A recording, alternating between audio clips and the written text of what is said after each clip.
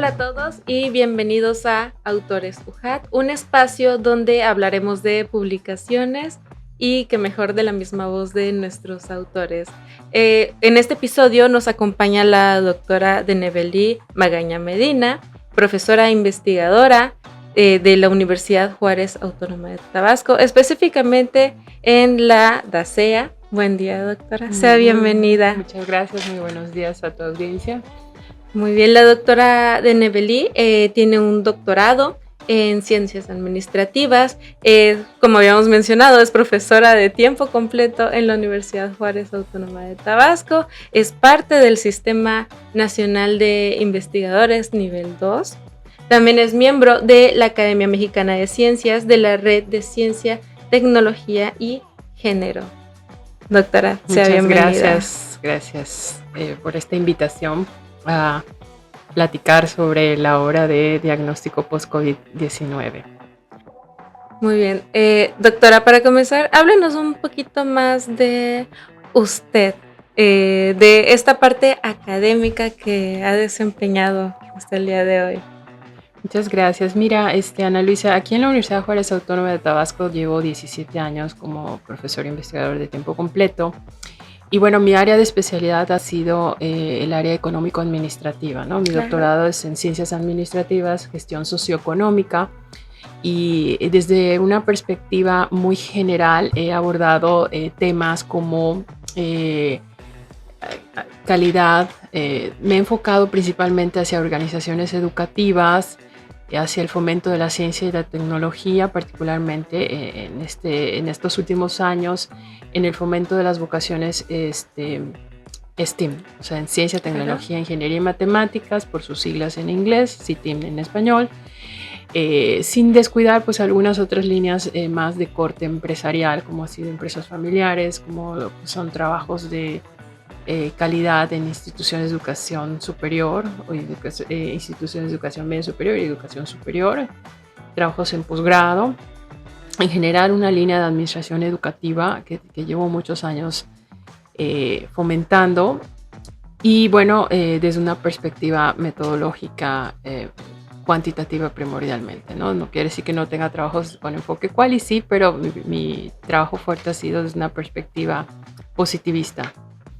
100%. Tener esta gran trayectoria, dígame, ¿qué le inspira a hacer investigación? Mira, la investigación, más que inspiración, yo pienso que es llevar de manera sistemática el análisis de una problemática específica. No, la investigación no puede nacer de un tema, o sea, se me ocurrió hacer, no, tiene que nacer de un problema de investigación, parte de una pregunta de investigación, donde tú te preguntas algo que desde algunas perspectivas puede haber sido ya resuelto y desde otras no. Entonces, tú aportas al conocimiento y ese conocimiento se espera poder ser aplicado en un contexto determinado, ¿no? Entonces, mi trayectoria en investigación pues ha seguido esa máxima, ¿no? En aportar hacia problemáticas reales, hacia elementos socioeconómicos que permitan brindar soluciones específicas. Pues la verdad es algo muy interesante todo lo que nos platica respecto al cómo hacer investigación, y aquí viene una pregunta sobre el libro, más que nada. Ya hablando sobre que trabaja de forma colaborativa, ¿cómo nace la idea de escribir el libro de diagnóstico participativo post-COVID? El proyecto se instauró entre los meses de abril y mayo porque había que desarrollar un instrumento totalmente nuevo para poder hacer esa consulta. Instrumento que nos llevó una extensa revisión de literatura, extensa revisión de los documentos vigentes de ese momento sobre pandemia, sobre efectos en estos tres ejes que te había yo mencionado: el económico, el educativo y el socioambiental, ¿no? A partir de eso se logró desarrollar con una metodología muy estricta los instrumentos en donde se recolectaba la información a través de estudiantes de pregrado y posgrado, considerando que estos actores vivían de cerca la problemática y estaban en una posición de poder opinar desde estas tres perspectivas, ¿no? Desde la económica, desde la perspectiva educativa y la perspectiva socioambiental, ¿no? De cómo Claro. habían sido esas afectaciones y qué se proponía, ¿no? Se tuvieron escalas diseñadas ex profeso, cuantitativas y preguntas abiertas para un manejo cualitativo e introspectivo de la información, ¿no? Como producto de este gran diagnóstico, realmente se tuvo una participación increíble de estudiantes de pregrado y posgrado. Y a partir de este diagnóstico se generan líneas estratégicas de acción. Información que a través del Consejo de Ciencia y Tecnología del Estado de Tabasco y a través de la Universidad Juárez Autónoma de Tabasco se les hacen llegar a las autoridades pertinentes para tomar algunas de esas acciones o analizar la viabilidad de estas acciones en el corto, mediano y largo plazo, ¿no? Algunas de hecho se implementaron en el mediano plazo, otras evidentemente hasta que ya tuvimos esa nueva normalidad, hasta que en el 2022 México, no todavía en el mundo, pero en México, en abril de 2022 se declaró un cierre semioficial de la pandemia a una reincorporación casi total de los alumnos en aulas, ¿no? Sin embargo, pues muchos cambios habían quedado, muchas de estas propuestas pudieron ser implementadas gracias a ese diagnóstico oportuno, ¿no? La batería de instrumentos inclusive ha sido múltiplemente citada porque fuimos pioneros en generar de manera estricta esas medidas, esas escalas, y había que documentar todo ese proceso. Y entonces Totalmente. se decidió junto con la doctora Silvia Patricia Aquino, que fue coordinadora del proyecto junto con una servidora, retomar esos tres ejes y hacer las aportaciones tanto desde la perspectiva cuantitativa, desde la perspectiva cualitativa de estos tres grandes ejes, ¿no? Aparte de un primer capítulo que abarcó todo el aspecto metodológico, la rigurosidad del diseño de las escalas, todo este proceso que se hizo al inicio y que permitió contar con instrumentos fiables para poder obtener este diagnóstico. Claro, totalmente. Y usted mencionó algo muy importante que al inicio de este proyecto se estuvieron documentando, estuvieron investigando, estuvieron buscando los hallazgos, los pocos hallazgos que estaban apenas documentando en ese entonces, porque vaya, esto era algo totalmente nuevo lo que nos estaba sucediendo. Y quiero preguntarle, al día de hoy, ¿ha encontrado publicaciones similares a lo que presenta en su libro? Sí, realmente los resultados fueron muy similares, pues prácticamente pues una situación que como dije, si bien se midió en corto, esa perspectiva fue una situación que se vivió en todo el mundo y las experiencias fueron básicamente las mismas, a diferente nivel, en diferentes grados de impacto, pero fueron las mismas, las pérdidas de empleo, las pérdidas de capacidad adquisitiva. En Tabasco tuvimos además durante el 2020 la particularidad de una gran inundación a finales de año que Sí, todavía cierto. hizo muchísimo más vulnerable la posición de la población hacia pandemia y hacia inundación. Es decir, se tornó todavía más compleja la dinámica de recuperación para estas familias que vivieron esta doble crisis económica, familiar, social, ambiental, desde todas estas perspectivas, ¿no? No dejemos de lado que Tabasco fue uno de los estados más afectados durante el 2020, económicamente hablando, en todo el país. Totalmente, y wow, y el hecho de todo esto que nos impactó en un ratito, inundaciones, pandemia, pérdida de empleos, chicos perdiendo clases, inclusive hubieron reportes de estudiantes que no cursaron sus estudios en ese año. Qué bueno que mencionas este punto. Fíjate que uno de los grandes hallazgos se pensaba que los problemas Ajá. en la educación iban a ser el acceso a un dispositivo para poderte conectar. Totalmente. Y realmente el estudio de nosotros, al igual que muchos otros, demostró que el problema no fueron los dispositivos, fueron las conexiones, es decir, el proceso de conectividad. Comunidades totalmente aisladas, con una conectividad muy baja, que no permitía el acceso a las plataformas educativas. Entonces fue muy complejo para estos estudiantes y prefirieron pues darle prioridad a su economía, porque también muchos de ellos se quedaron sin trabajo y demás, a poder continuar con esos estudios. Estudios que algunos de ellos pudieron retomar años más tarde, otros no, ahí la dejaron, y que se evidenció.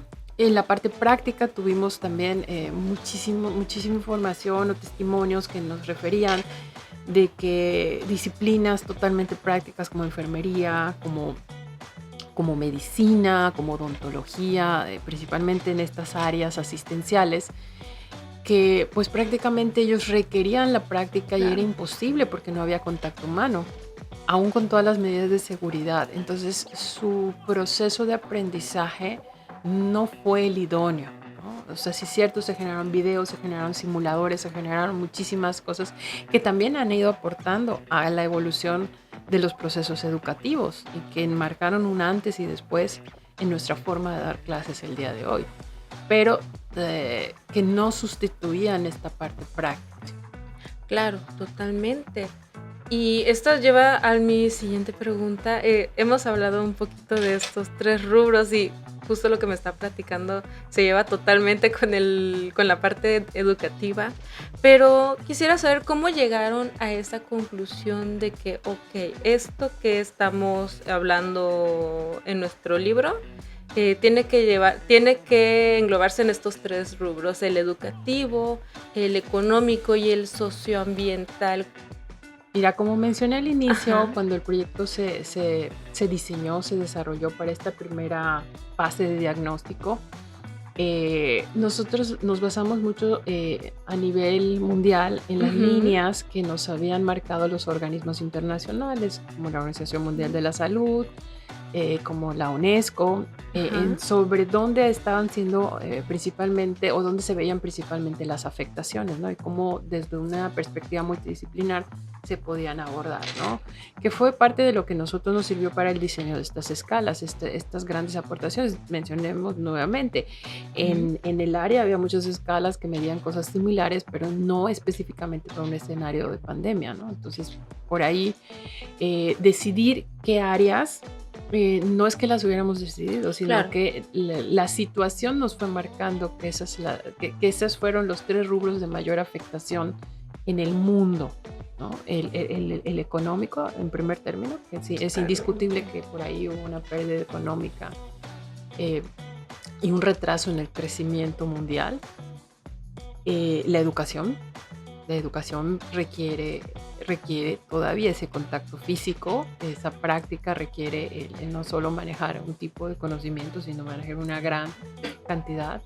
El social, no olvidemos que tuvimos problemas de depresión, tuvimos problemas de ansiedad en estudiantes, en personas, adultos mayores. Y todavía hubieron más allá de sobre el COVID. Y bueno, tampoco perdamos de vista la contaminación que generó la gran cantidad de cubrebocas, de material desechable, de material que no se tenía un protocolo más allá del común de un hospital de laboratorio para manejo. No un protocolo social, sino un protocolo aislado para hospitales y laboratorios de manejo de desechos biológicos. Y esa contaminación también tendría que ser abordada y también se tenían que tener estrategias cuando esto pasara.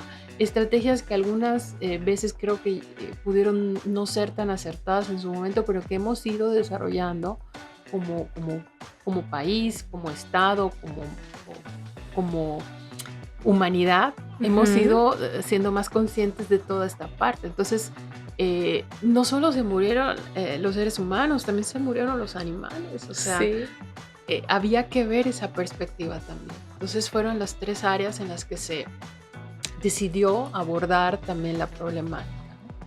Después de todo lo que nos ha platicado respecto a la realización de este libro, platíqueme, doctora, ¿qué experiencias les dejó escribir este libro? Bueno, pues mencionaba yo que es una compilación realizada de todo el esfuerzo que se hizo en estos 3 bloques. La compilación la realizamos la doctora Silvia Patricia Aquino y una servidora. y está dividido en un primer capítulo metodológico en donde se plantea toda esta parte del diseño de las escalas, de la parte cualitativa, que estuvo a cargo de una servidora, la doctora Marta Patricia Silva Pairó y la doctora Silvia Patricia Aquino Zúñiga, ¿no? Entonces, desde esa primera parte fue la parte en donde nosotros presentamos las metodologías que se iban a realizar y se validaron los procesos.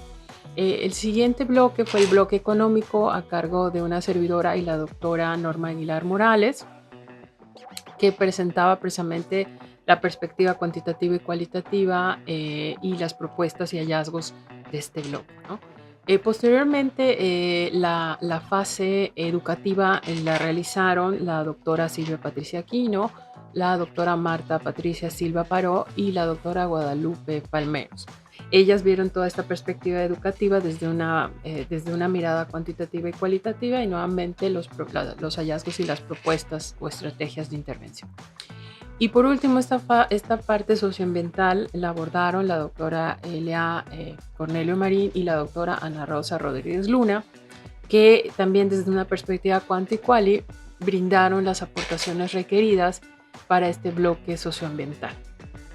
En conjunto, la experiencia pues, de colaboración con estas grandes autoras fue realmente muy satisfactoria. El poder coincidir en varios puntos, en poder debatir académicamente sobre otros y llegar a acuerdos, llegar a presentar este trabajo que se hizo gracias al apoyo de estas dos instituciones, preocupadas precisamente por abordar desde una mirada diversa, una misma problemática y poder incidir en esta etapa, como dije, que se pensaba de corto plazo y sin embargo, pues muchas de las propuestas que se han hecho se han podido implementar, otras son de más largo plazo, pero al final del día se convierte en una herramienta, tanto desde una perspectiva metodológica como desde una perspectiva de toma de decisiones y política pública, porque nos brinda, con base en las evidencias, con base en lo vivido durante esa época, un recuento de todo lo que se vivió, de todo lo que se ha desarrollado y todo lo que se sigue presentando con respecto al proceso y esta vivencia que todos tuvimos de una crisis mundial ocasionada por un virus, el virus SARS-CoV-2, conocido coloquialmente como COVID-19.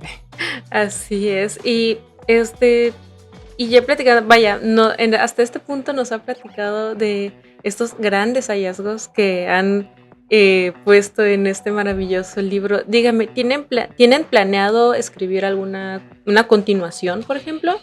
De hecho, sí, tenemos por ahí, por procesos editoriales, por ahí dos trabajos que todavía no han sido publicados, principalmente uno sobre la calidad de vida de los alumnos. Toda esta parte de pérdida de identidad, de la pérdida de tu espacio personal, esta parte de depresión, de angustia, de ansiedad que muchos estudiantes vivieron en su proceso educativo durante estos 2 años, se vio reflejado en su calidad de vida. Y es un aspecto que se ha abordado de manera tangencial, ¿no? Entonces ese trabajo estuvo a cargo de la doctora Norma Aguilar Morales. Todavía estoy digamos como avanzando, todavía no tenemos ahí completamente la publicación. Tenemos otra publicación que pues lamentablemente ya no fue de este editorial, sino por cuestiones de financiamiento, lo publicó otra editorial en colaboración con la Universidad Juárez Autónoma de Tabasco, que ya habla de manera muy puntual de lo que son los retos y las propuestas económicas para esta etapa de recuperación, ¿no? Ese sí estuvo a cargo de una servidora y la doctora Norma Aguilar, y también tiene aportaciones muy valiosas en donde se hace un recorrido histórico de los momentos cruciales de la pandemia que nos deja esa memoria hemerográfica principalmente, porque no es algo que se hizo un recuento hemerográfico y un recuento pues ahora en internet de Twitter y de otros medios que publicaban extraoficialmente y oficialmente las cifras a veces las cifras oficiales involucradas en este proceso de crisis de la pandemia. Y hábleme sobre el proceso editorial que llevaron a cabo para este libro. ¿Cómo fue su experiencia? ¿Cómo dieron inicio a este proceso?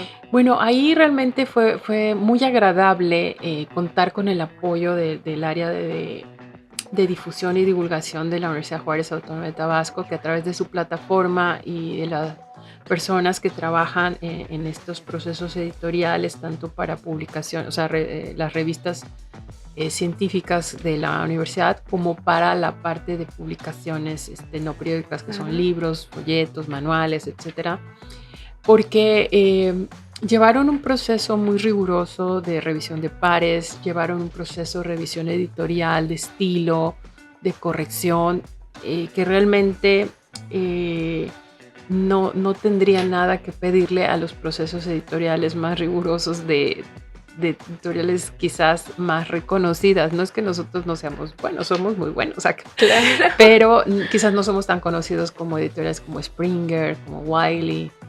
Y el proceso editorial ha sido a la par de cualquier estándar internacional, ¿no? Entonces yo realmente quiero reiterar que todas las publicaciones universitarias son totalmente subsidiadas y que además eso permite que la obra sea de acceso abierto.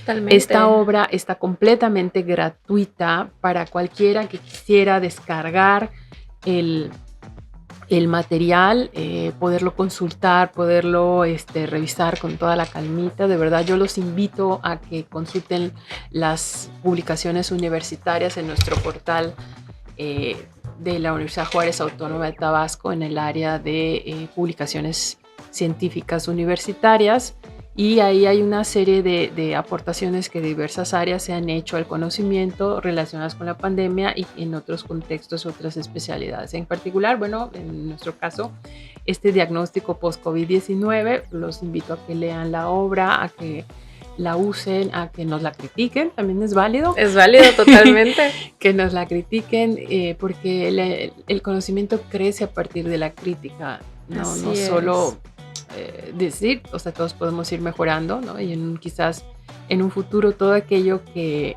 podríamos reflexionar sobre esta vivencia, sobre estos mismos resultados, no sé, 4 o 5 años después, sería súper interesante también tener esa perspectiva, ¿no? Así es, estoy totalmente de acuerdo con usted. De cuánto de esto que nos dijeron que se tenía que hacer se hizo y cómo funcionó, ¿no? Totalmente. Y doctora, ¿algún mensaje que le quiera dar a todas esas personas que quieran comenzar este proceso? Yo lo que los invito es a que se acerquen sin miedo, ¿no? Todo esto es en línea totalmente, ¿no? Si son profesores de la misma universidad, pues hay un proceso y un protocolo bastante claro ahí mismo publicado para integrar las obras y publicarlas posteriormente. Si son externos, bueno, por ahí también hay costos de recuperación nada más, que la verdad son muy accesibles, pero que garantizan precisamente mantener esos estándares de calidad en las publicaciones, ¿no? Las publicaciones universitarias no solo están en los repositorios institucionales, sino también están indexadas a nivel internacional, y eso permite un mayor alcance, una mayor visibilidad de la obra, ¿no? Esta obra no periódica. Estamos acostumbrados a la indexación de revistas, más no a la de libros, y los libros de la plataforma universitaria están indexados. Entonces, esto es importante para los motores de búsqueda porque nos permiten mayor visibilidad de la obra. Entonces, si eres investigador, te invito a que te acerques a la página, que veas los procedimientos y que consideres el transmitir y divulgar tu obra a través de estas plataformas que nos ofrece la universidad. Si no eres parte de la Universidad Juárez Autónoma de Tabasco, bueno, acércate también, hay opciones y nos permitirían enriquecer multidisciplinariamente el conocimiento que se genera para divulgación. Perfecto, doctora. Wow, no cabe duda que el hacer investigación nunca se termina. Al contrario, siempre hay tela de dónde cortar. Y la pandemia nos dejó, además de una marca muy profunda, nos sigue dejando enseñanzas, ¿vale? Entonces, wow, doctora, le agradezco mucho su participación. Yo les agradezco la invitación y esta oportunidad de poder compartir esta obra colectiva, de agradecer a mis colegas la colaboración, de poderles compartir esta experiencia, de poderles brindar el conocimiento que se generó en su momento y que sigue trascendiendo, porque a pesar de que estamos a 4 años de lo que vivimos a nivel mundial, de esta crisis mundial, muchos de los elementos que ahí se presentan siguen teniendo cierto nivel de vigencia, no han perdido esa aportación. Totalmente. No han perdido, las estrategias generales no han perdido valor, al contrario, muchas de ellas pueden ser retomadas desde otros paradigmas, pero que pueden enriquecer mucho los procesos tanto educativo, económico y socioambiental que estamos viviendo ahora, que ya hemos pasado esta crisis, pero que nos ponen en sintonía para prevenir futuras crisis de este tipo y de cualquier otro tipo. Bueno, doctora, le agradezco mucho el que haya venido con nosotros, el que esté brindándonos esta maravillosa entrevista. Muchas gracias por estar con nosotros en este episodio. Síganos en nuestras redes sociales, estamos como Ciencia y Tecnología UJAT. Yo soy Ana Luisa Q y esto es Autores UJAT.